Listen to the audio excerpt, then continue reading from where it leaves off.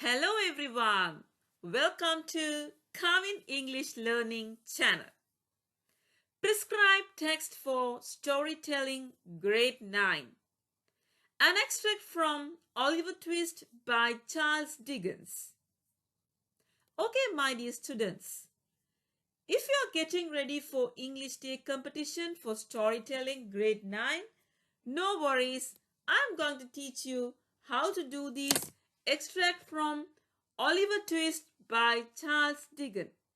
Come, let's see how to do this.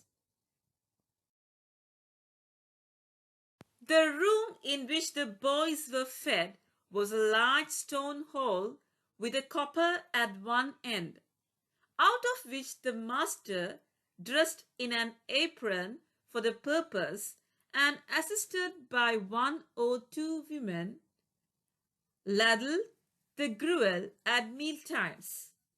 Of this festive composition, each boy had one porringer and no more except on occasions of great public rejoicing, when he had 2 ounces and a quarter of bread besides.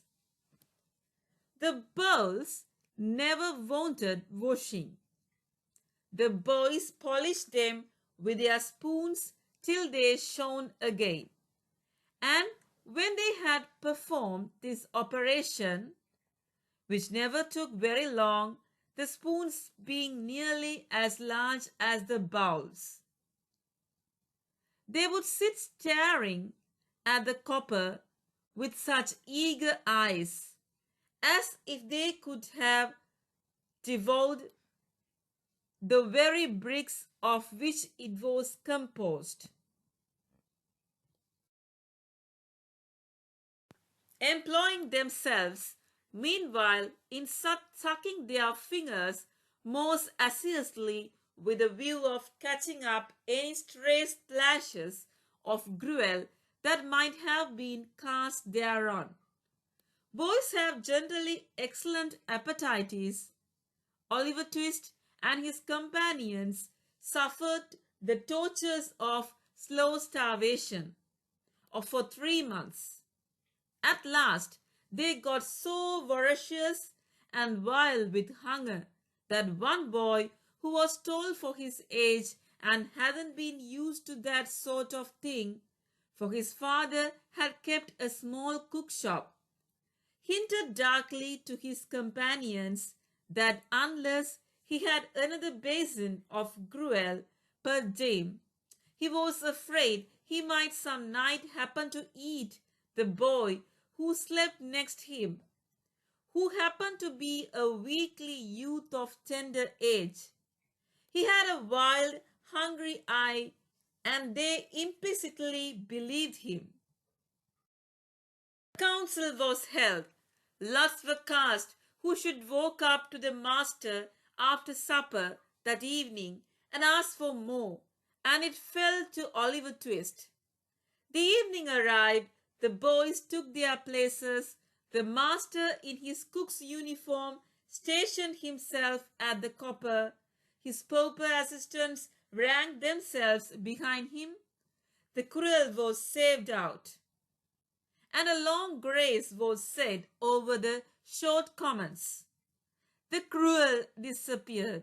The boys whispered each other and winked at Oliver, while his next neighbors nudged him. Child as he was desperate with hunger and reckless with misery.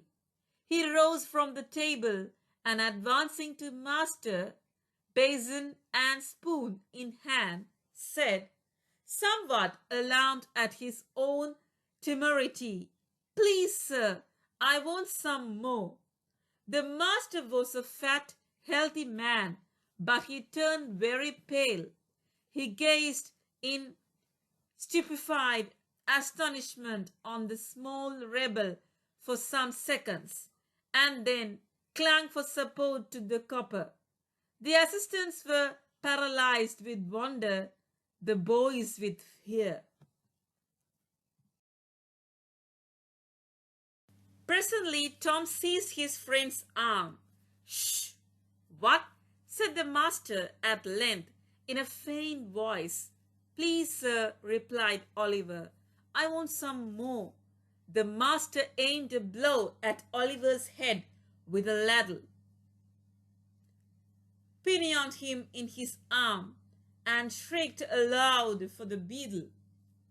The both were sitting in solemn conclave when Mr. Bumble rushed into the room in great excitement, and addressing the gentleman in the high chair, said, "Mr. Limpkins, I beg your pardon, sir.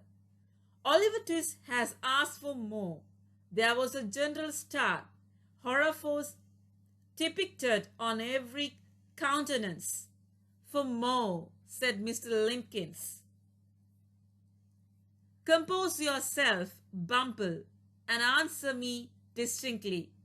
Do I understand that he asked for more after he had eaten the supper allocated by the dietary?" "He did, sir," replied Bumble. "The boy will be hung," said the gentleman in the white waistcoat. "I know that boy will be hung." Nobody controverted the prophetic gentleman's opinion.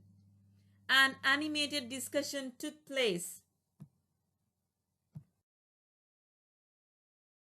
Oliver was ordered into instant confinement, and a bill was next morning passed on the outside of the gate, offering a reward of £5 to anybody who would take Oliver Twist off the hands of the parish. In other words, £5 and Oliver Twist were offered to any man or woman who wanted an apprentice to any trade, business, or calling.